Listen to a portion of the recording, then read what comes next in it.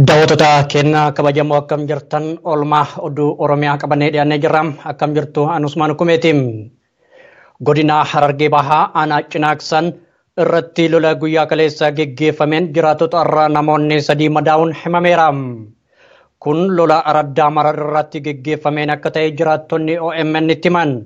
Araddaaleen ulaa kalmaalee Waleensuu fi marariif dabalatee bakkeeta hedduutti ammas humni hidhannoo guutuun gamasitti bobbaafamee jira. Loltoonni federaalaatis poolisoota naannoo 5tiif tumsa ta'aniiru jedhan jiraattonni naannichaa. Akka jiraataan aanaa Cinaaksan jedhanitti kan nuun lolaa jiru humna hidhannoo guutuu hammayyaa'een deeggarameedha. Nuti ammoo qotee bultoota waa takka hin qabneedha. Haga danda'ameen waliif birmannee weerartoota kanaa yoo ofirraa deebifnu loltoonni federaalaa wayyaaneen deeggaraman jidduu seenuudhaan weerartoota kana gargaaraa jiru. Nuti gama keenyaan yoo rabbi taate malee gargaarsa tokko hin qabnu jedhan. Egaa mee bilbila naannoo aanaa Cinaaksanitti bilbilee odeeffannoo fudhannee akka armaan gaditti isin dhageessisa. Aanaa Cinaaksan keessa haalli gaggeeffamaa jiru rakkina baay'ee jira. Karee marar ni dhawan makaakalaan jarafannoo akka magaalaa keessa bahan makiinaa isaanii karaa keessa dhaabee didee akka waliin dirbanne salphaatu jira. Safaatti lolli kan ture.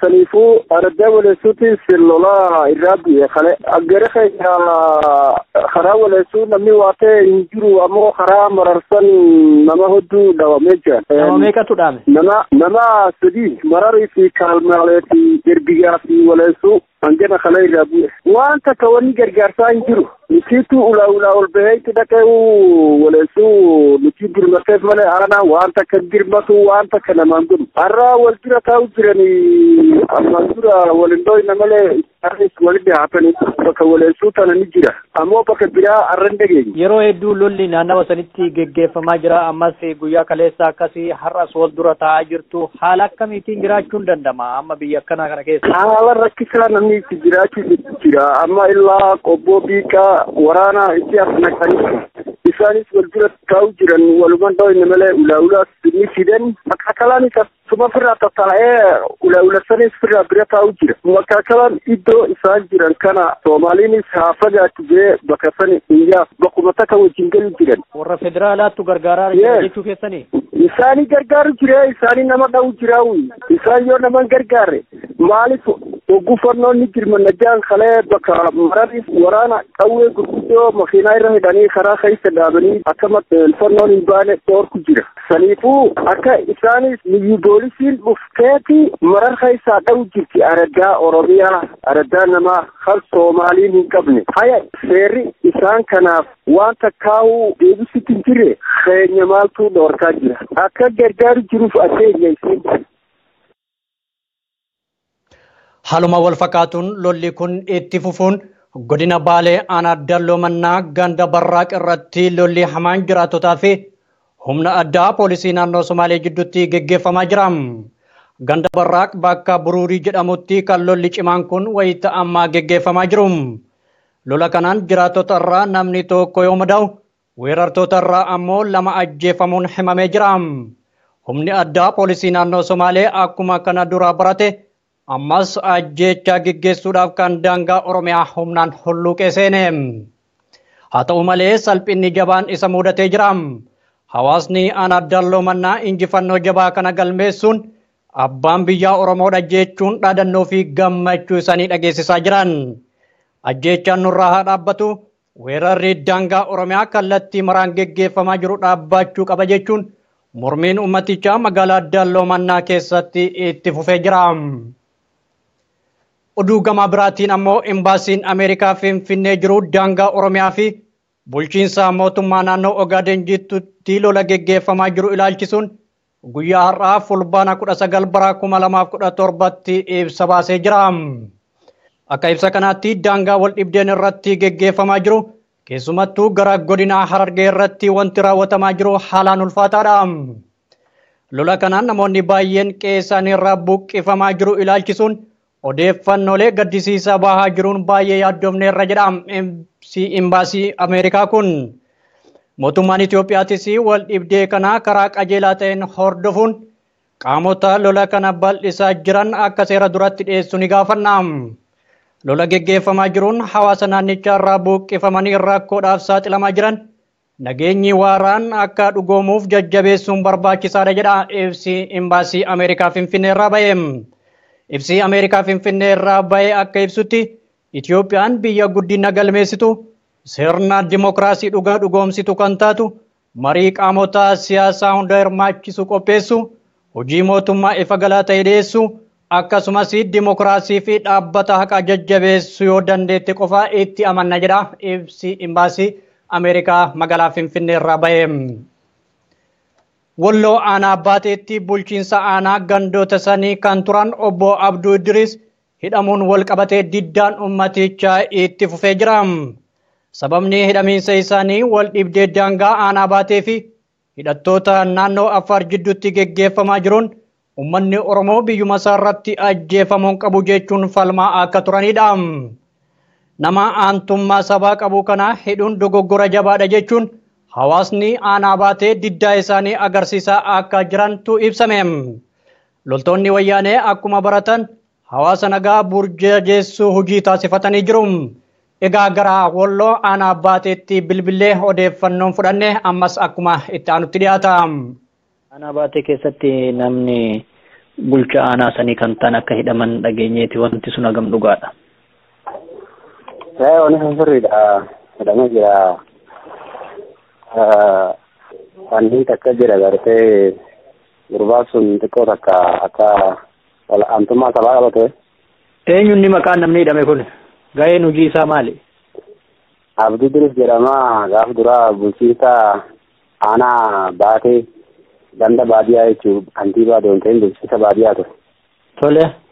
Amma rakkina naannoo Affaariitiin hedduutti uumame kana lafa naannoo keenyaa kana gartee tiksuu fi uummata kana cina dhaabbachuudhaan beekama namichi kun maanguddoo faan akka ta'umsa godhan agartee hayyama kennee namoonni akka of gargaaran godhu ture. Amma immoo murna abita akka ijaarratanii murni sun mootummaa naannoo Baadeen jedhamu naannoo Amaaraa kanaan ijaarramee gurbaa san irra bobba'anii jiranii gurbaa san hojii irraallee ari'atanii jiranii lammiisaa midhaan gaddaa harkaallee isa barbaadanii nama ofirratti loleennaa hidhanii jiru isaan.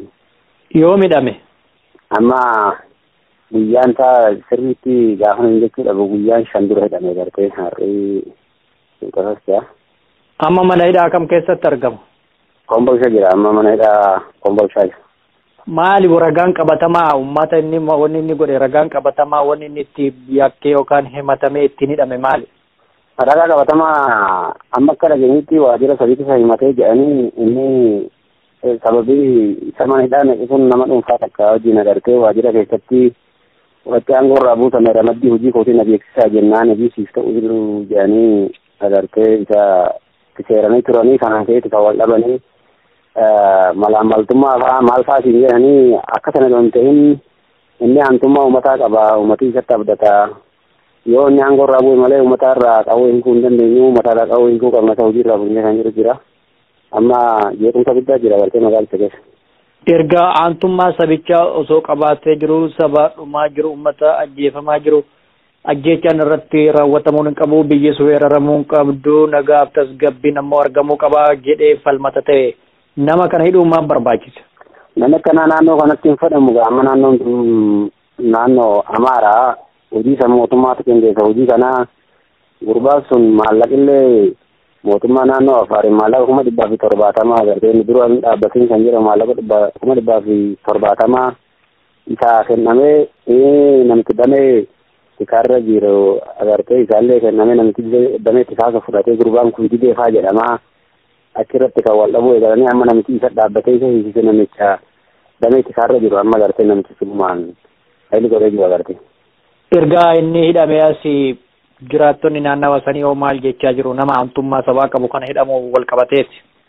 Wallahi nani sugumaan aaree jira amma maanguddoonni illee bakka hedduu dhaqanii abbootii amantaa bira dhaqanii dubbiin kun gurbaan kun hidhamuu qabu dubbii kan tasgabbeessuu barbaanna jedhanii warra namatti jiru kana bira deemanii turanii jarri kun immoo namichi kun hidhamu malee hin ta'u jedhan agartee akka dura namatti olaanuu maanguddooma ture agartee sheekotiin isaan fuula buutee kadhattee turte sheekoti illee ofirraa ari'an jechuudha kana dura hin beekamne sheekoti sun nama jeesee ta'e malee waa hin hojjenne qaba magaalaa keessatti isaantu mataa tottolchaa isa hidhaarraa of oolchuu hin dandeenye jechuudha. Warroonni hafanoo bulchitoonnis ta'e itti aanaas akkasumas milishoonni naannawa sanii maal jechaa jiru dhimma kanarratti? Amma jarri amma har'a kana baadiyyaa keessatti fi kan guuraa jiranii leenjii addaa waan leenjisuu fedhan qabanii lammeessaa ulee fidattee magaalaa bu'uu hin dandeessu erganii fidhame kana hadilee waan akka ulee kan namni naannoo kana aadumaan qabatee jira waan akkasiisan irraa reekaate kan oolan amma kaleessa guyyaa gabaa ture guyyaan gabaa kana fuula magaalaa afranitti bahanii meeshaa namarraa hiikaa oolanii waan itti ba'uun beeknu malee jequmsa guddaa jira wal injifatus jira agartee akka mootummaan fedhutti hojjechuu qabda kan jedhamu gurbaan kan itti dirqame inni immoo akkasitti akka sadii fedhutti hojjedhaadhaan kan wal qabe jira. Dhumarratti obbo Abdii Idriis bulchaa ganda kamiiti aanaa baatee keessatti? Aanaa baatee ganda baadiyyaa agartee ganda baadiyyaa waliin siin jedhu amma bulchiisi baateen kun kantiibaa fi bulchiisa baadiyyaatiin bula aanaalee 26 of jalaa qaba naannoo inni bulchu agartee baatee guutumatti hin danda'amu jechuudha naannoo baatee. Dhimmi daangaa keessattuu walitti bu'iinsi naannawa san jiraattota aanaa baatee fi milishoota naannoo Affaariin geggeeffamaa ture amma haala akkamirra jira? Amma xinnoo harkas gadhiirra jira waan haaromii ta'e waan jiru garuu bifuma sodaa kantu jira malee walii bu'iinsi amma akka duraasa waan jiru adda dhaabateera garuu waan sodaanna. Walloo aanaa baatee irraa ibsanaa kennitaniif hedduu galatooma. Galatoomaa sanillee kan gaafachuu keessanii agartee namni hojii kanarra bobba'ee hojjetu Sa'iidhaan jedhama namichi damee nageenyaa bulchiinsa aanaa baatee ganda baadiyyaa jedhamu agartee sabbaan uummata irratti waan kana hojjetu jiru karuma kanaan namichi kun isaarraa of irratti bareeda kan jiru dhaamsa dabarsa fayyaa ta'a. Ulfaadha. Oduu gara godina Harargee Bahaa aanaa Meettaatti yoo deebine immoo mormiidhaan darbe magaalaa Calanqoo keessatti geggeeffamee tureen wal qabatee uummata nagaa irratti miidhaa dhaqqabsiisuuf jecha loltoonni wayyaanee ooralii waraanaa sadiin gara magaalaatti imaluun himame. Dargaggoonni Oromoo akka of eeganis dhaamsi darbaafii jira. Egaa odeeffannoo dabalataa magaalaa Calanqootti bilbilee ammas akka itti aanutti sin dhageessifna. Maaltu ta'e aanaa Meettaatti maaltu ta'e naan jette? Yeroo ammaa kana jechuudha. Makalaakiyaa toora maseenaa sadii kana bijanii galanii jiranii kolleejjii Baalaatawoo keessattis. Tolle. Kolleejjii Baalaatawoo keessa fidanii gannaqaatii isaan kana hidhannoo guutuu wajjin hara magaalaa keessa bobbaasanii har'a guyyaa waan gabaa ta'eef suuqiinis iddoon magaalaatiif waan cufaa taateef jecha. Magaalaan kun? Dirqiidhaan irra deemanii barsiisan. Magaalaan kun Calanqoo. Tolle. Akkasitti yeroo ammaa kana dirqiidhaan mana irra deddeemaniiti kaabinoonni aanaa kanaa kan toora qabameeti kan caalaa jedhaman isaan gideemaa barsiisaa jiran. Maaliif waraana kana gadi naqan? Salaan baasii sadiin. Maaliif waraana kana achi naquun barbaachise? Haloo qeerroon leengadda qabeenya TPLF kanarratti goote boodhaan natti fakkaata boosuma. Qabeenya achi gubatee ture? Salaan baasii adda sadiitu gubatee ture. Leengadda jechuun yeroo qeerroon kaatutti yeroo qeerroon diddaa jirtitti. Tole. Akkasii kanaaf boosuma. Sababa kanaaf amma haala akkam keessa jirti magaalattiin namni hoo maal jechaa jiru waan kanarratti? Amma yeroo sana jechuun haalli magaalattii keessa jiru caliidha. Hawaasni hojii hundumaa odaale gara mana isaatti deebi'aa jira. Isaan garuu magaalattii keessa deemaa dirqiidhaan hawaasicha dirqiidhaan hojjechiisuu barbaadanii hawaasichiinis jalaa didaa jira. Gabaan jira haadha fakkeenyaaf egaa akkana himte magaalaa guddaadhaa gabaan geggeeffamaara? Hin jiru gabaan tokko wanni takka hin jirtu jallaanni iddoon loonitis hin jiru iddoon reetis hin jiru wannummaa takka hin jirtu. Magaalaa keessa kan mul'atu waraanuma qofa jechuudha? Waraanuma qofa karaa magaalaa gamaa asiin amma iddoon hin jiru kun maadoodha. Iddoon isaan jiran magaalaa gamaati. Ammaan tan isaanis makiinaa qeenaa sabbaqaa ministeeriin gargaarsa kennuuf kanarratti fe'aniiti deddeemanii jiran makalaakaa fiikaattiidhaan. Kanaaf dargaggoonnis ta'e hawaasni naannawa sanii akkam of eeguu qaba maal dhaamtaafate? Ani wanni dhaamuu gama kiyyaan hawaasaa fi qeerroon teenya iddoo jirturraa sossoobuu hin qabdu. Yeroo ammaa kana diinni waan nu boojuu barbaaduuf jecha isaan kana ofirraa eegnee idduma jirru tattaa'uu qabna. Tole hedduu galatoome. Duraan beelofnus rakkannus reebamnus kanuuf birmatu ummata Oromootiin. Isaan har'a humnaan qabamanii gara biyyatti darbamaniiru. Kanaaf haala rakkoo hedduutu nu mudataara jedhu barattoonni Oromoo Yuunivarsiitii Jijjigaa keessa jiran. Dhiibbaan loogii sanyummaa nurratti raawwatamaa jirus waan akka laayyootti himamu miti. Humni addaa poolisii naannoo Somaalee mooraa itti seenuun reebicha hamaa irraan dhaqqabsiisaa jira. Barattoonni baay'een mooraa Yuunivarsiitii gadi dhiisanii gara Oromiyaatti deebi'anii jiru. Ammayyuu kanneen achitti hafan hedduu ta'uu nuuf himanii haalli isaan mudataaru baay'ee yaaddeessaa ta'uu OMN itti himaniiru. Egaa nutis oduu kana bu'uura taasifachuun magaalaa Jijjigaatti bilbilee barataa tokko Yuunivarsiitii keessatti argannee jirra. Nu waliin hordofaa. Mee isin barattoonni Yuunivarsiitii Jijjigaa keessa jirtan haala akkam keessa jirtu ammaan kana? Mooraa san keessatti haalli jiru amma baay'ee rakkisaadha. Hello. Gabbaatee galuunis baay'ee rakkisaadha. Yeroo mooraa san keessaa gabbaate ayitiin yookiin immoo xalaan eenyummaa isaan si gaafatan kan mooraa yuunivarsiitichaa osoo hin taane kan naannoo irraa dhufteeti. Yeroo xalaan ati irraa dhufte kun kan naannoo Oromiyaa ta'e situmuu dhiibbaa guddaa bira geessu jechuudha. Haraa miti waggaa darbe yookiin immoo bira deengadaatu xalaan ati xalaan eenyummaa keetii kan naannoo Oromiyaa yoo qotuu taate ilaalchi isaan sii qaban baay'ee fokkotaadha. Situmuu si rakkisuu si hidhuu akkam barbaadutti godhachuu yoo kan naannoo Oromiyaa ta'e maalayyaa bara ammaa kanaa hojii bara kana fa'a yeroo uummanni naannoo sun keessaa buqqisimetti ilaalchaa fi jibbinsi isaan uummata Oromoo irra qaban baay'ee rakkisaa.